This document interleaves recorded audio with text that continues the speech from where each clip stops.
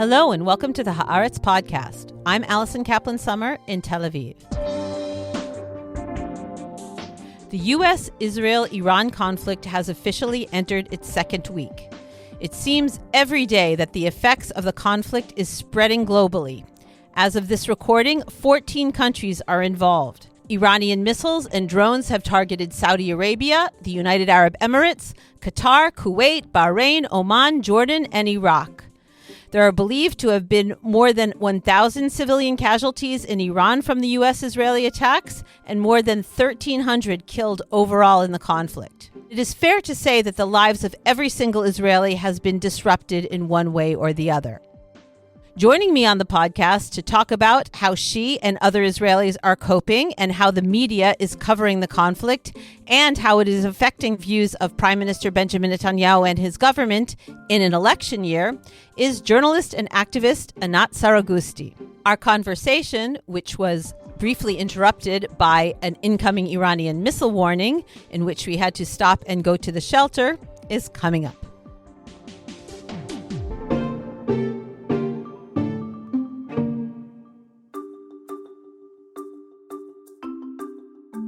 I'm Esther Solomon, Editor-in-Chief of Haaretz English. Around the world, the fight is on to preserve critical and independent media. Haaretz, Israel's oldest newspaper, upholds its long tradition of accurate, committed, and incisive journalism, refusing to bend its reporting to pressure from any government or leader. A digital subscription to Haaretz gives you up-to-the-minute news and analysis in English from journalists who live Israel's reality and are committed to covering the Middle East and its global repercussions. Anat Saragusti handles issues of press freedom at the Union of Journalists in Israel, and she is a veteran journalist, filmmaker, and columnist whose writing appears frequently in Haaretz. Anat Saragusti, welcome back to the podcast. Thank you for having me, Alison. Full disclosure, we are recording this podcast in between trips in and out of the shelter as we get the warnings of sirens telling us that missiles may be on the way from Iran. So I'll begin by asking you what we're all asking each other these days in Israel. How are you holding up? Oh, who says I'm holding up? I don't know. I'm so frustrated trying to live between the sirens, to sleep between the sirens, work between the sirens. I don't know if I'm holding up. I mean, everybody says we are resilient. I'm not sure that is accurate. Anat, with you, this is a particularly relevant question since you started this war with a bang, or rather a boom. Your apartment in central Tel Aviv was extremely close to the first Iranian missile strike, which hit, as we know, the center of the city. And as a disclaimer, again, any noise that listeners hear is because Anat's windows are blown out and are covered with nylon for the time being. But can you describe that experience for you, Anat, for those of us who have not had the misfortune to be next to a missile hit? Wow, this is a shock, I must tell you. It's a shock. I was home. I was just about to get down to the shelter for I don't know what time of going to the shelter that day. It was Saturday. And when I was closing the door of my apartment, I heard this, not only the boom, but the windows breaking down. I immediately closed the door and ran down to the shelter, 3 floors down. The whole building was shaken. And when I went up again a few minutes later, I didn't believe my eyes. You know, the whole living room was covered with broken glasses from all sizes. The carpets, the sofa, the chairs, the living room table, all over. It was really so scary. I think I'm still in kind of a trauma from that. So I left the apartment at that night and I slept at my son's and his wife. And the next morning I came back to see, the whole destruction in my apartment. And when I was walking on that night in the neighborhood, I saw that all the sidewalks were covered with broken glasses. And it looked like a dystopia movie. All the neighbors were going out, looking for the reality, trying to understand the reality. It really is very shocking. The radius was really very big, surrounding the exact building where the missile hit. It was big. And a week later, what does it feel like there now? Now it's okay. I mean, I went back to my apartment 2 nights later.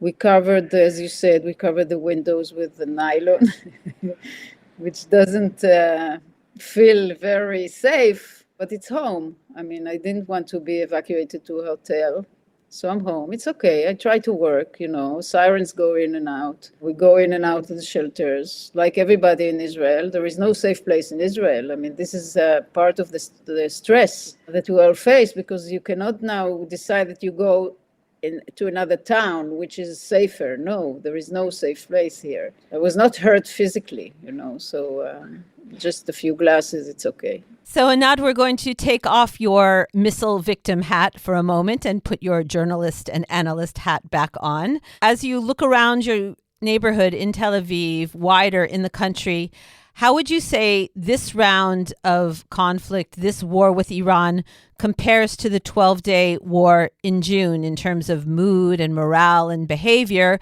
Obviously, it's a different situation. We aren't mired in the Gaza war to the extent that we were back then in June, with hundreds and thousands of Palestinians being killed, hostages hanging over our heads, more evacuees from Gaza and the north still out of their homes.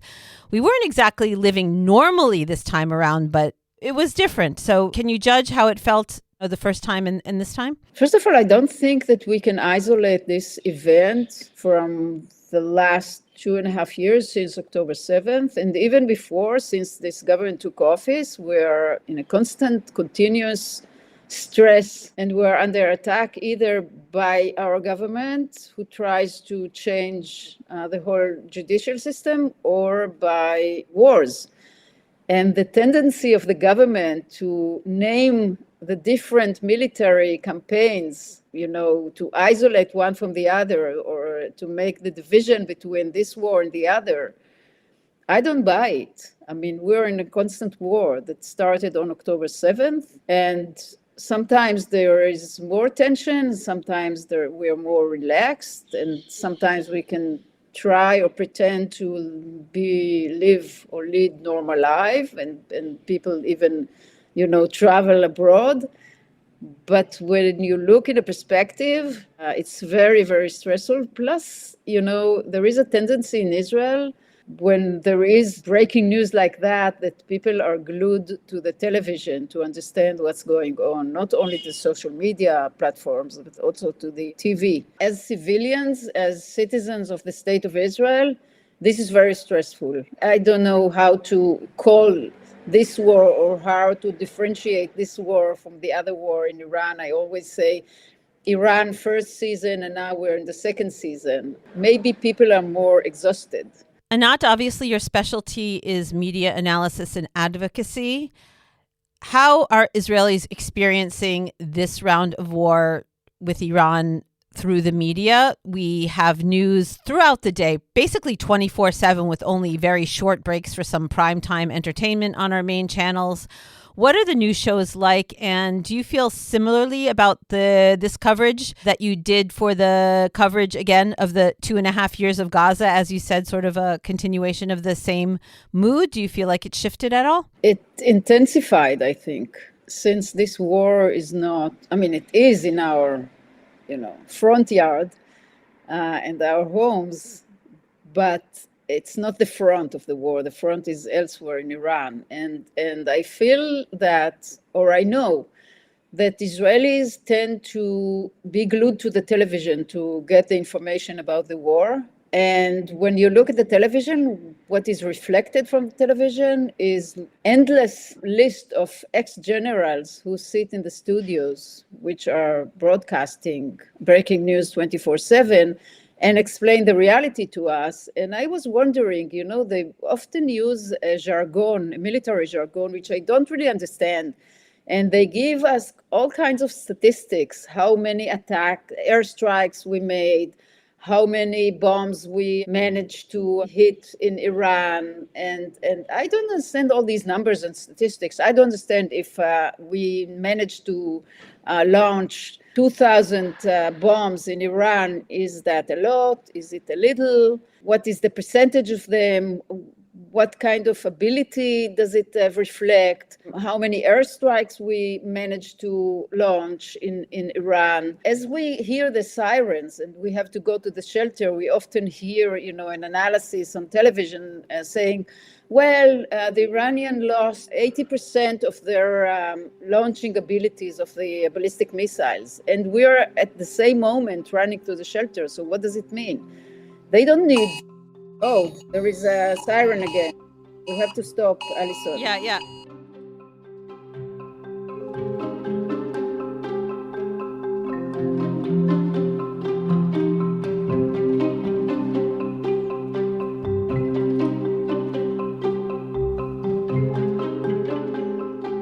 When we left off, you were talking about the former generals in the television studios. So the studios are colored with ex-generals who try to explain the reality to us. And obviously, since they grew up in the military, their worldview, sorry to say that, is very narrow. And all they can say is, all those kinds of strategic ideas and statistics about how many airstrikes we launched, how many missiles they have. And usually they use military jargon, which most of us don't understand. I don't understand. I don't always understand what they say. They show us all kinds of footage from airstrikes in Iran that look like, ultrasound, that you don't know what you're seeing. It's a black and white or mostly gray ultrasound. And this is supposed to make us feel better because Iran is also under a severe attack.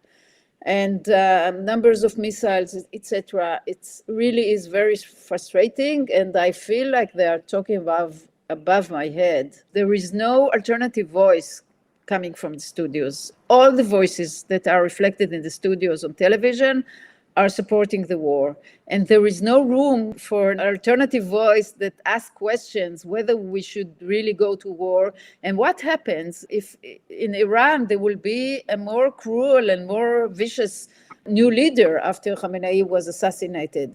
And to add to that, we are very proud that we are cooperating with the American military. And I don't remember a war that America won in the last decades. Not in Afghanistan, not in Vietnam, not in Iraq, not in Libya. All these places were left with chaos. These voices are not heard in the studios at all.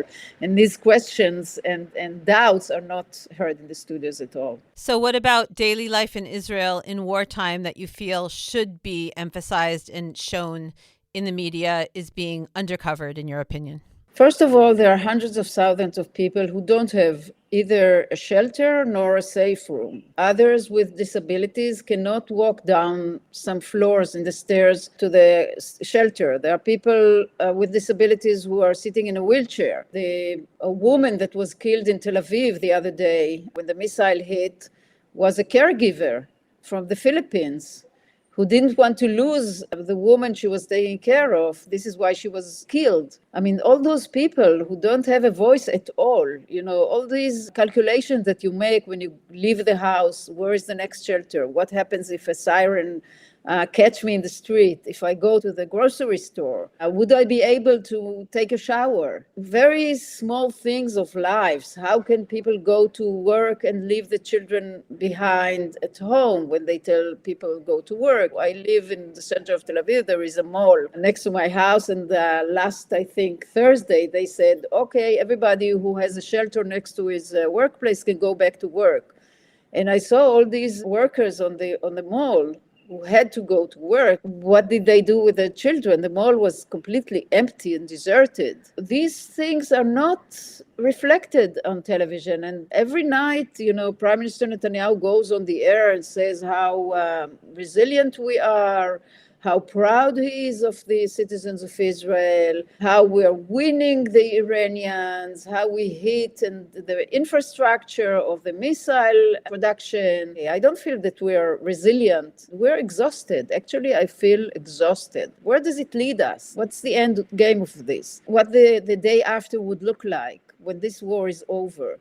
They promised us in the last war in Iran in June that we managed to destroy the majority of the infrastructure for the ballistic missiles and the nuclear plan of Iran. They managed in 9 months to rebuild everything from scratch. I don't understand that. I feel that they are lying to us. I feel unsafe. And journalists aren't having the opportunity to ask any of these questions to our prime minister, do they? Unfortunately, I look at President Trump, who's leading this campaign, military campaign, and even Pete Hegseth, the Minister of War, or is it Minister of Defense? They open their press conference to questions from journalists, even journalists that they don't like and don't trust. And Prime Minister Netanyahu, the last time he gave a sit-down a journalist interview in Hebrew was in March 21. This is 5 years ago. March 21. He sends NPR file to the studios and they broadcast it as is. He never answers questions.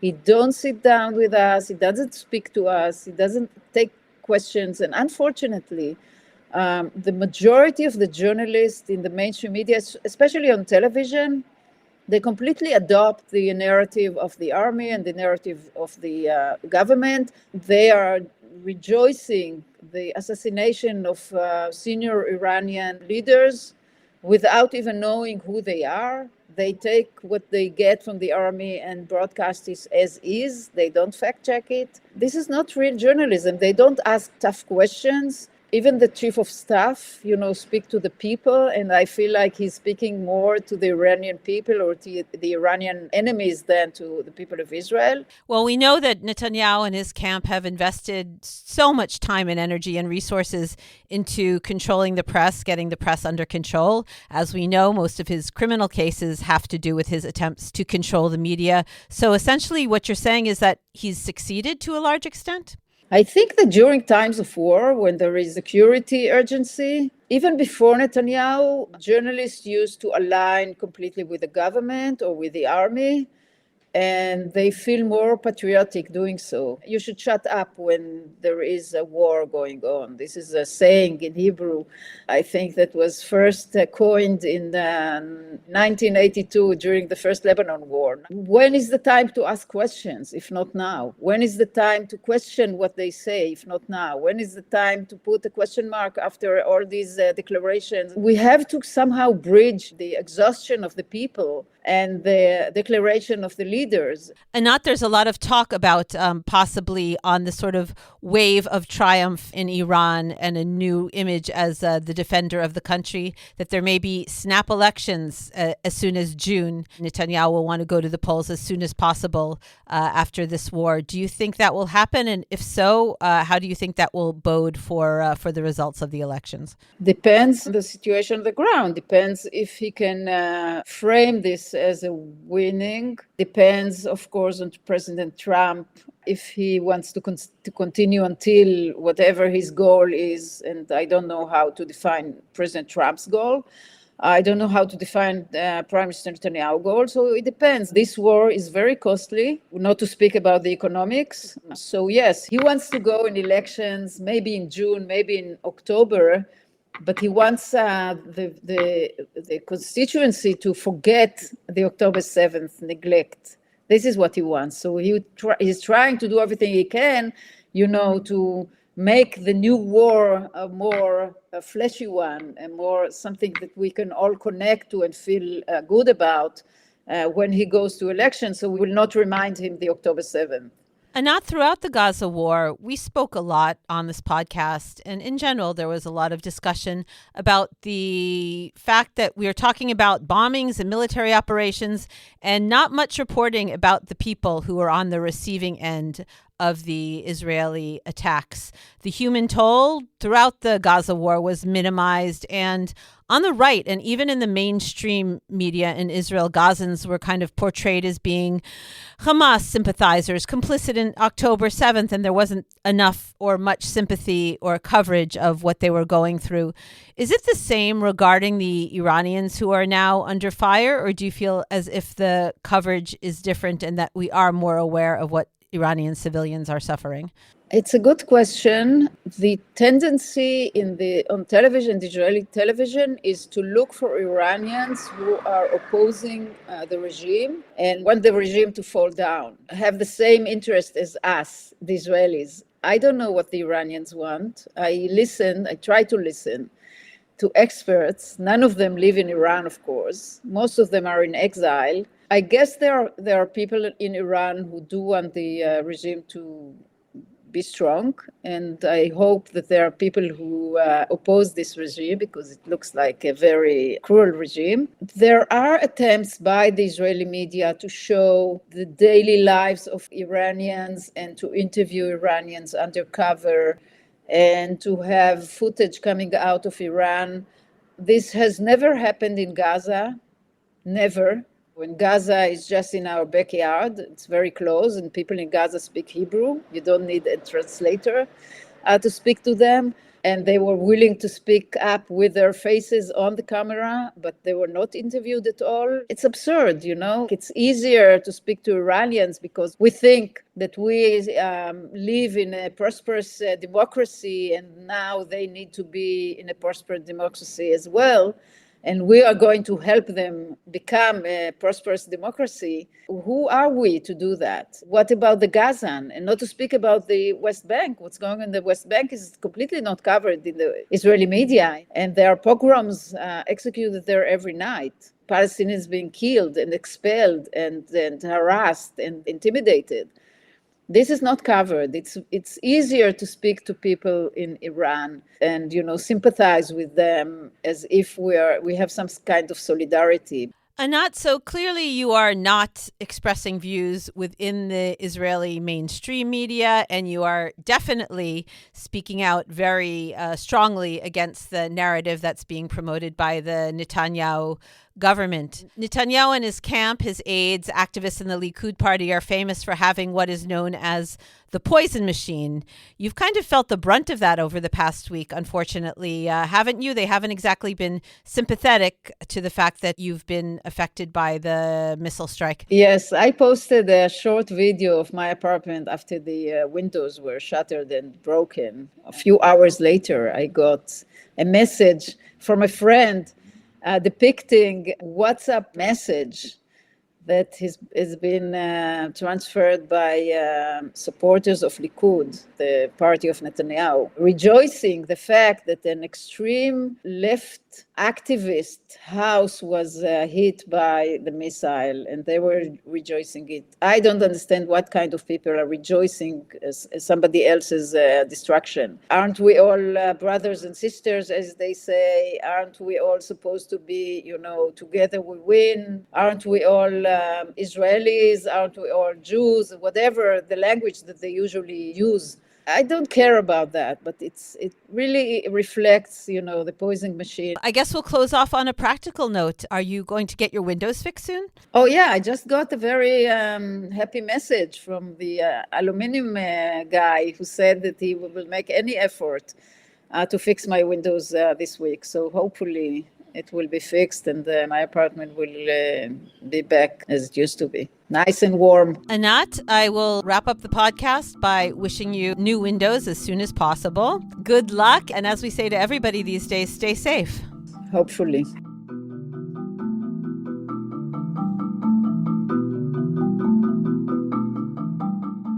And that wraps things up for this episode of the Haaretz Podcast. Thanks to my guest, Anat Saragusti, and to producer and editor, Adi Shacham.